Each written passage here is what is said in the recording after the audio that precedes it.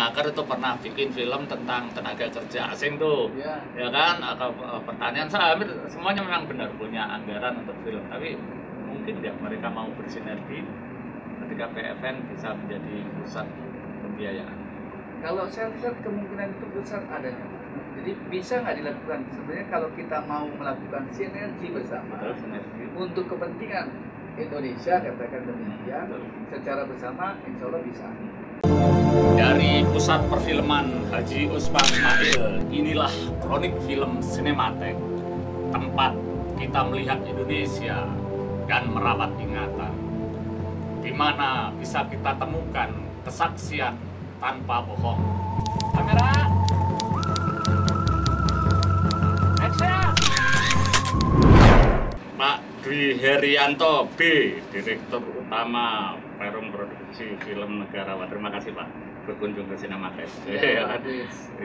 Terus ya orang sering menyebut direktur yang baru nih, baru karena memang baru Pak ya. Iya belum sebulan Pak. Iya sebulan ini ya. Terus sebelumnya di Telkom. Saya di Telkom. Nah apa enggak jeglek Pak dari kantor Telkom yang megah ke kantor PFN yang kemarin luas sih luas, tapi kan dikenal sebagai tempat besi tua itu selama ini. Iya, kalau kenapa di PFN sebetulnya ada kaitannya dengan klaster di BUMN. Jadi PFN itu satu klaster dengan Telkom. Oh masih ada ya klaster. Di BUMN kan ada beberapa klaster. Nah di Telkom itu masuk di klaster telekomunikasi, media, dan teknologi. Nah di dalamnya itu yang di cluster itu adalah Telkom, ada di situ PFN, LKBN Antara, dan Ruri. Nah kelihatannya kenapa PFN masuk di cluster itu karena itu di dalamnya ada media. Nah, media salah satunya adalah media film dan konten. Ya dengan segala variabelnya lah film ya. Jadi sebenarnya nggak jauh-jauh amat dong kalau dari Telkom ke PFN, cuma kalau Telkom semula lebih pada apa ini teknologi komunikasinya barangkali begitu ya. Kalau PFN nanti akan lebih banyak di film dan kontennya gitu. Jadi kalau di Telkom memang dia punya 3 portofolio bisnis. Ada yang namanya digital connectivity, digital platform, dan digital services. Nah, untuk yang media ini sebetulnya lebih kepada kontennya nanti, servicesnya. Tetapi platformnya menggunakan platformnya digital. Karena kalau saya lihat ke depannya media, gitu ya, apalagi setelah pandemi 2 tahun ini, itu behavior customer itu berubah. Betul. Ya yang tadinya awalnya mungkin menonton di bioskop, sekarang duduk manis di rumah bisa nonton OTT namanya. Lewat handphone, bisa lewat laptop, lewat TV yang smart channel smart. Nah, ini artinya apa? Artinya memang kemudahan bagi si penonton sekarang. Jadi mau dari any kind of device sudah bisa. Nah, terus kalau PFN sendiri sebetulnya sedang bertransformasi Pak. Untuk menuju ke seperti itu. Awalnya kan produksi film negara, tapi diminta oleh Kementerian BUMN bahwa bagaimana membesarkan PFN menjadi pembiayaan film negara. Nah, memang transformasi ini tidak mudah karena kalau dari sisi resources yang ada, ya kita perlu lihat ya kemampuan dari orang-orang production menjadi orang financing. Nah, ini butuh transformasi yang tidak mudah. Ya, perlu latihan tertib administrasi negara supaya kira-kira. Nah, kalau kita lihat fokus yang sekarang kita lakukan di PFN adalah kita menyasar 3 pilar. Nah, karena kita sebagai masih Perum berarti masih bagian daripada untuk mengkomunikasikan semua kebijakan pemerintahan melalui media khususnya film, maka pilar yang pertama kita menyasar kepada ke government, jadi ke kementerian dan kelembagaan, dan kita erat sekali berkolaborasi dengan Kemendikbud, kemudian juga Kominfo, kemudian juga Parekraf. Nah di sini kita melakukan ada edukasi kepada masyarakat. Nah pilar kedua tentunya kita memanfaatkan klaster yang ada di BUMN, yaitu klaster bersama Telkom. di mana Telkom sendiri memiliki 3 direct channel untuk media. Ya, ada IndiHome, ada C2D, kemudian ada juga terkait dengan Telkomsel Mainstream. Jadi Pak Dwi langsung mempraktekkan langsung ya fasilitas yang dimiliki Telkom untuk masyarakat. Ya, karena saya lihat kalau PFN ini mau survive, ikutlah yang Telkom yang besar. Ya. Karena Telkom ini sebetulnya adalah yang memberikan jalan untuk distribution channel, untuk film-film yang mungkin nanti kita pembiayaan dari kita dibuat oleh PH dan lainnya. Nah, pilar ketiga adalah pilar kolaborasi dengan stakeholder private, swasta, di mana diharapkan PFN ke depan akan menjadi yang namanya production house aggregator, content curator, dan juga menjadi bagian daripada distribusi channel syndication. Nah, itu yang menjadi termasuk pembiayaan film tadi barangkali bisa dicemplungkan di situ ya kalau itu berlanjut ya. PFN sebagai fasilitator pembiayaan film, baik untuk privat maupun untuk PFN sendiri gitu ya, mungkin masuk di dalam program itu. Sebetulnya nih kalau mau lihat ya, kita best practice dengan Korea lah kan. Memang rata-rata di sana pembiayaan yang untuk film yang dari pemerintah itu kan direct dari pemerintah. Nah, kalau saya lihat sebetulnya ini pun bisa. Karena setiap kementerian atau lembaga saat ini memiliki juga budget untuk membuat film-film yang dikomunikasikan. Sosialisasi. Nah, alangkah baiknya ya misalnya semua itu dipulingkan di PFN. Misalnya Kementerian Pendidikan Kebudayaan dia mau bikin film, Parekraf, tenaga kerja, dan lainnya. Pertanian, nanti itu dipulkan di kita, tapi di sini kita sifatnya kita berkolaborasi dengan PH-PH. Jadi kita ya production house yang lainnya, dan juga kita membesarkan PH-PH melalui coaching dan mentoringnya, di mana mereka dilibatkan dalam proses pembuatan. Berat nggak untuk merintis sampai mau berlangsungnya semacam sinergi atau koordinasi antar BUMN maupun antar kementerian untuk seperti itu, Pak? Berat nggak kira-kira? Ya, kalau dilihat dari berat tidaknya, bagi saya adalah challenging, Pak. Tantangan bagi saya. Yang pertama yang perlu kita perbaiki adalah kalau dilihat dari struktur yang ada, itu harus ada strategi di people, culture, organization, dan teknologi. Nah, yang pertama kita lihat people-nya. Ya, kalau kita lihat people-nya sendiri memang secara capacity dan capability-nya perlu kita upgrade. Itu yang pertama. Jadi PR pertama itu adalah memperbaiki people. Yang kedua adalah culture.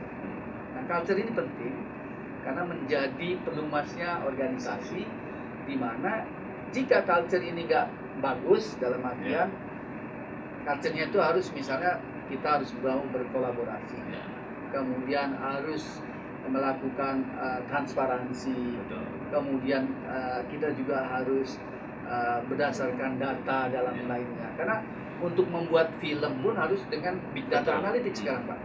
Gak bisa maunya sendiri, ya. Nah, artinya dari sisi culture pun kita harus baik. Kebetulan di BUMN sudah punya core values akhlak. Nah, core values akhlak ini kita jalankan dengan baik, ya. Akhlak itu singkatan dari amanah, kemudian kompetens, kemudian harmonis, loyal, adaptif, dan kolaboratif. Nah, ini jadi dengan core values akhlak ini, maka insya Allah menjadi bagus. Yang terakhir dari sisi organisasi, Pak. Nah, kalau organisasi yang ada sekarang kan masih basisnya adalah production. Nah, untuk menuju financing memang perlu staging.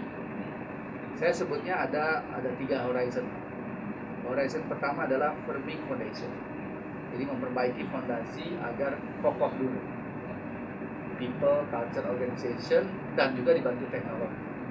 Nah, ketika ini sudah ada, baru yang kedua, kita sudah mulai belajar dari klaster yang ada di BUMN untuk TMT-nya, menggunakan dari channelnya Telkom Group, termasuk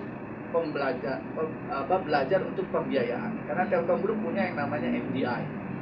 Jadi MDI itu memang perusahaan untuk investasi.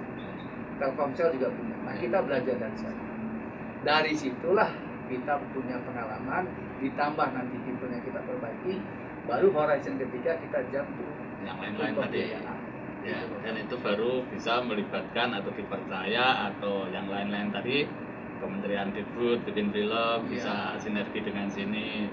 Jadi dimulai dari PFN, kebetulan ada project contohnya kerjasama dengan Telkom, punya basic di sana kan, itu lebih mudah.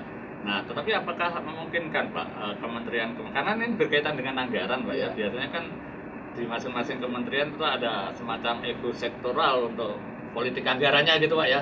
Memungkinkan Pak itu untuk film Pak, ini untuk film kan kita tahu lah Depnaker itu pernah bikin film tentang tenaga kerja asing tuh ya kan, atau pertanian sawit, semuanya memang benar punya anggaran untuk film, tapi mungkin nggak mereka mau bersinergi ketika PFN bisa menjadi pusat pembiayaan? Kalau saya lihat kemungkinan itu besar adanya. Jadi bisa nggak dilakukan sebenarnya kalau kita mau melakukan sinergi bersama untuk kepentingan Indonesia, katakan demikian, secara bersama insya Allah bisa ya, karena kalau kita lihat potensi untuk melakukan sinergi itu ada ya. Contoh misalnya ya, kami misalnya menjadi konten kurator, melihat Telkom memiliki distribusi channelnya sudah ada. Nah, kalau kita lihat film-film sekarang kan dikuasai film-film asing, Korea dan lainnya. Tapi anak-anak sekarang, generasi muda sekarang mungkin nggak tahu bahwa Indonesia memiliki film-film pernah punya si Unyil yang luar biasa, ya Pak ya. Nah ini kan perlu diekspos.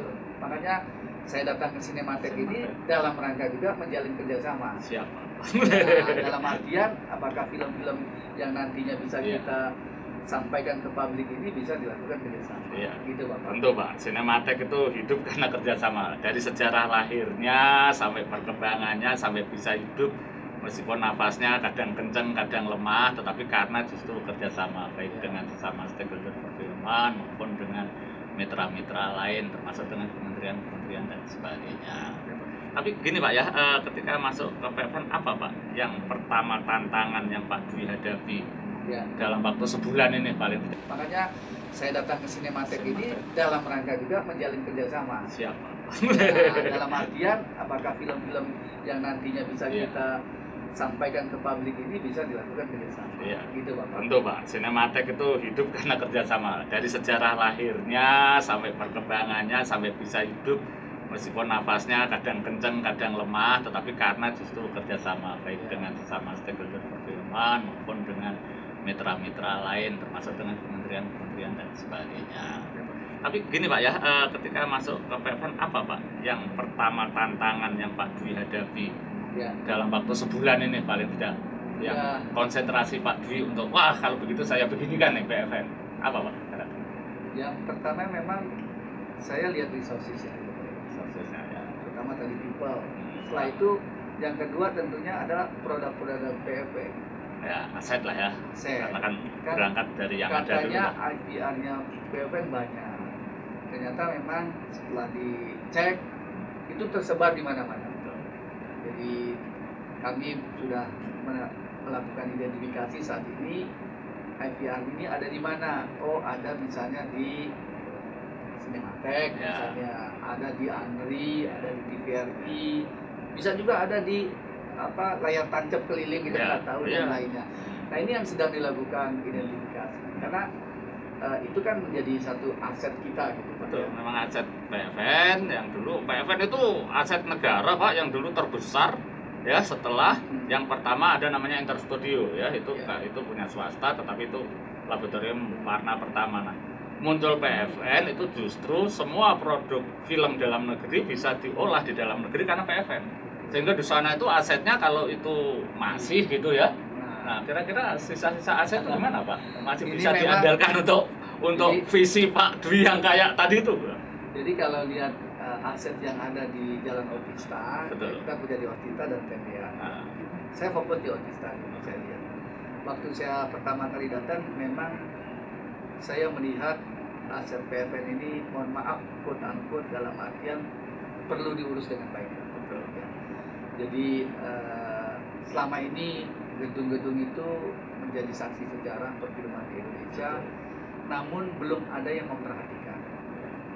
Terlupakan, Pak. Terlupakan. Nah, aset-aset itu kami rencanakan akan kita hidupkan kembali.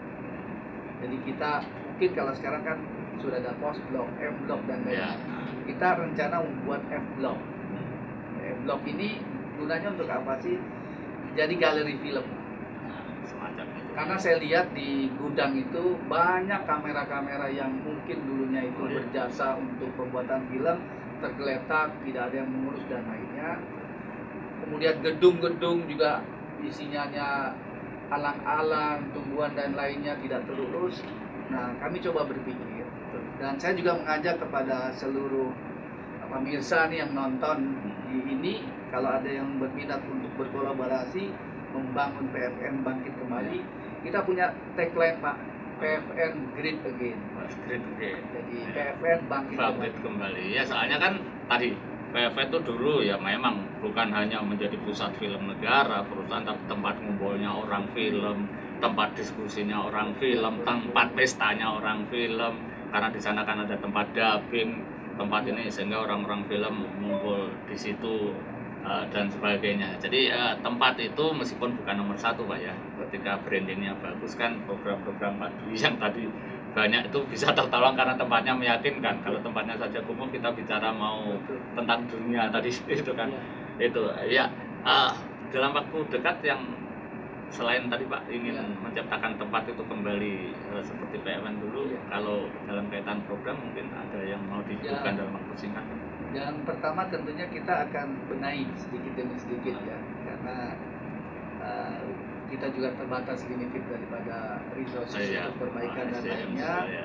Ya kita coba yang kita bisa lakukan, kemudian menjalin kerjasama dengan para mitra dan lainnya, sehingga nanti PFN bisa hidup kembali, bisa untuk nongkrongnya teman-teman orang film, bisa untuk diskusi, bisa untuk edukasi, dan bisa meng-create sesuatu yang lebih baik lagi. Dengar-dengar salah satu aset PFN, Pak ya, baik aset berupa benda maupun budaya itu kan si Unyil. Sampai sekarang kan bekasnya masih ada tuh di jalan-jalan, namanya Pak Oga. Itu kan dulu itu muncul karena istilah film si Unyil gitu ya. Nah, saya dengar-dengar ada rencana mengapakan si Unyil ini sebagai apa, branding awal untuk kebangkitan PFN. Ya, kalau boleh ceritain. Memang ada kedepannya untuk meleveraging Unyil bisa lebih bangkit lagi. Kita bisa buat satu film animasi, kemudian juga bisa mengangkat kembali si Unyil, dan konsepnya nanti bisa turunannya akan lebih banyak. Ya mestinya begitu. Jadi bisa ya seperti di Universal, konsepnya bisa kemana-mana lah konsepnya. Tapi memang ini nanti kita sedang melakukan strategi bagaimana agar konsep ini bisa kita lakukan dengan baik. Ya, dan berjalan dengan, karena memang ini kan aset budaya yang ya tadi saya bilang istilahnya sampai sekarang bekasnya juga masih itu Pak, di jalan-jalan namanya Pak Oga itu. Karena sekarang kan anak sekarang lebih kenal Ipin Pak ya. Iya. Kalau dulu kan si Unyil, si Uprit, Pak Raden gitu ya. Selain si Unyil apa Pak aset PFN yang kira-kira menarik Pak Dwi untuk wah ini menjadi alat awal untuk kebangkitan PFN gitu? Yang utamanya nanti kita ingin melakukan kolaborasi di klaster BUMN dulu Pak. Oh itu ya, yang nanti ada sinergikan itu ya. Film yang sekarang kita sedang create bersama dengan mitra-mitra kita.